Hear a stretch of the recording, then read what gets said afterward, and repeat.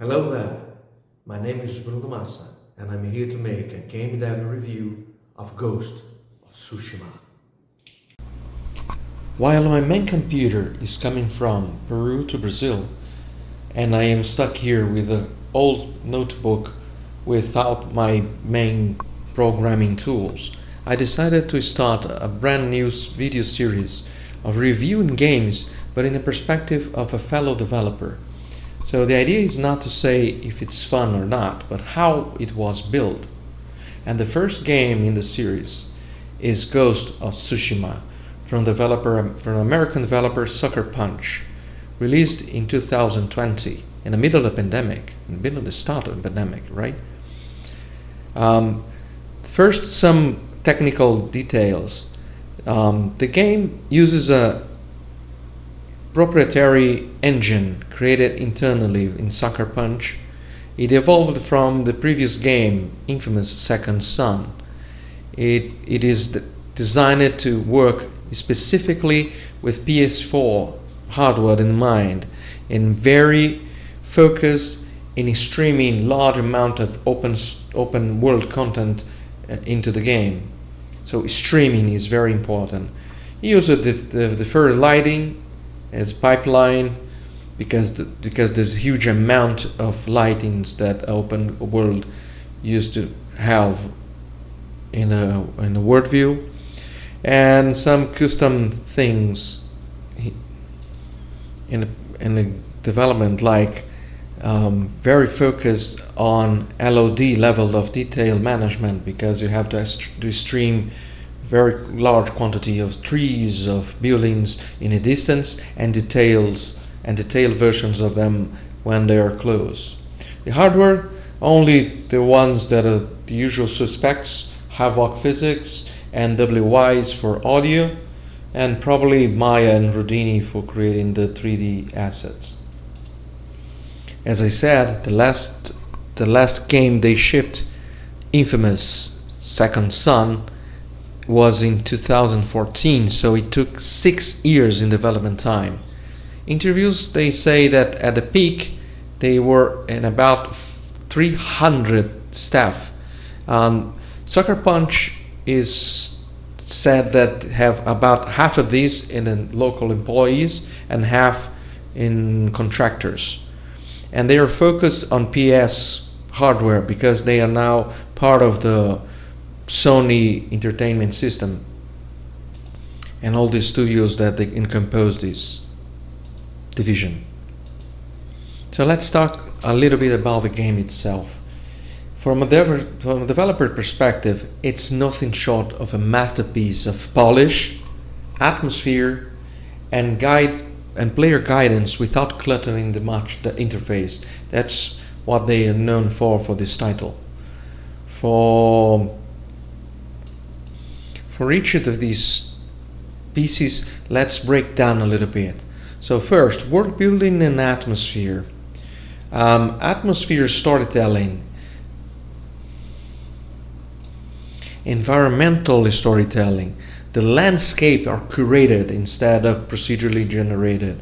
Every tree, rock, and shine feels like they're placed to invoke a specific feeling of each. They also use a lot of color grading and composition, have use of contrast in particular.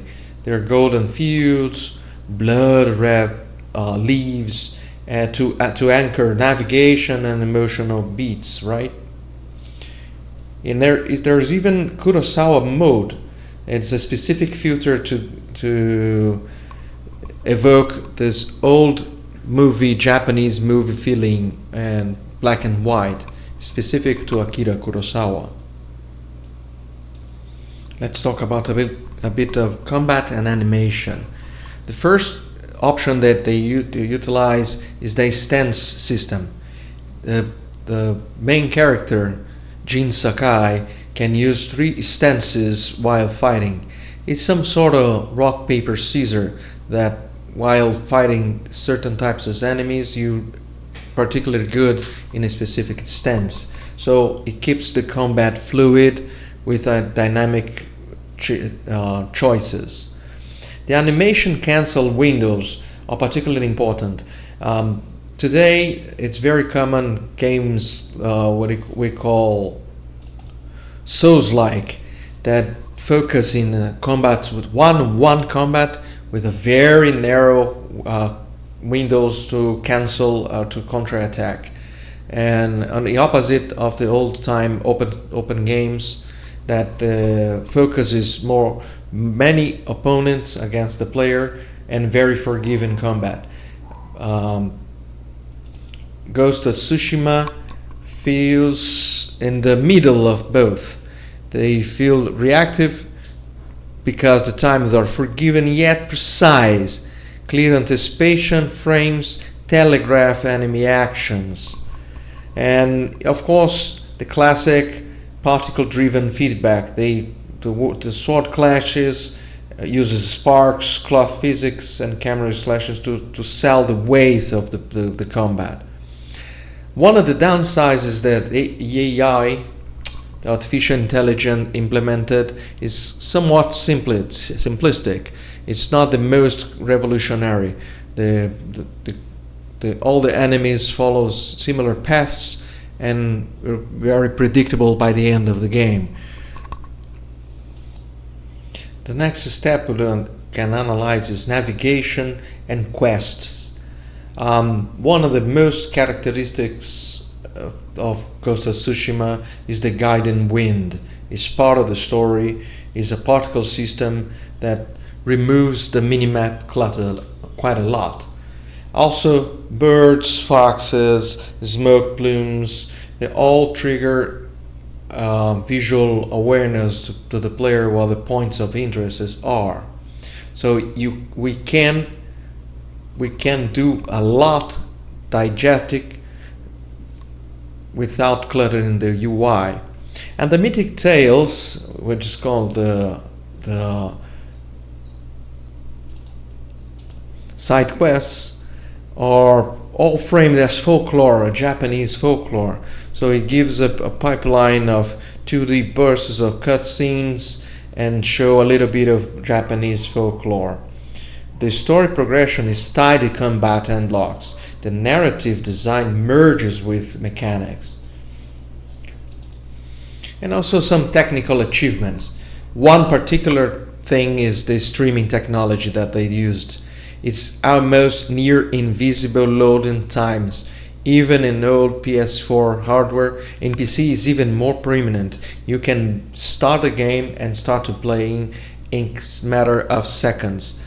Also the same thing when you do fast traveling. It's almost instantaneous. So the streaming tech from them is impressive.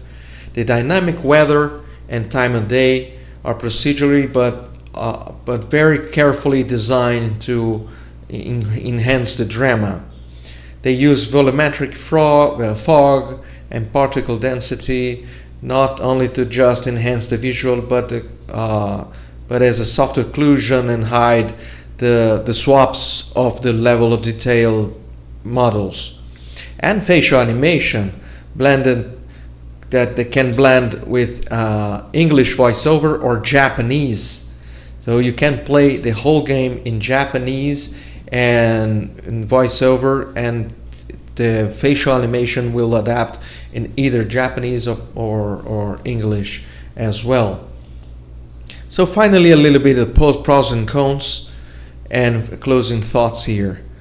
Pros: the engine is very optimized to squeeze as much as you can from PlayStation 4 hardware at the time, and PC with the DC port that is impeccable. Seamless navigation via diegetic systems, specifically to the wind guiding. Visual storytelling through color, weather, and composition. Technical polish. They included photo mode, streaming and blending, and facial animations. But there's cons. The AI lags behind the presentation. The AI is very simplistic and their competitors are more robust. The quest structure sometimes is a little bit repetitive. It's some kind of plague that they try to avoid in open games, in open world games. They are a little bit repetitive. The Japanese voiceover is a little bit of reach and miss. And finally, limited interactions like Red Dead Redemption 2. The world is alive, but not that alive. You can see that they are very static in routines very clearly. The closing thoughts is that Ghost of Tsushima does not reinvent the open world design. It just perfects it. For developments, you study how can art direction, tool chains, and smart navigation iteration can elevate very similar formulas. And it's not a sandbox of emergent system. It's a curated experience. So it's not like a Minecraft or a GTA game that you can do whatever you want. It's a very curated, very paced. So it's a masterpiece and polished. So I hope you like this very first in-depth game developer review of Ghost of Tsushima. For everyone that is subscribed to the channel, thank you very much and peace.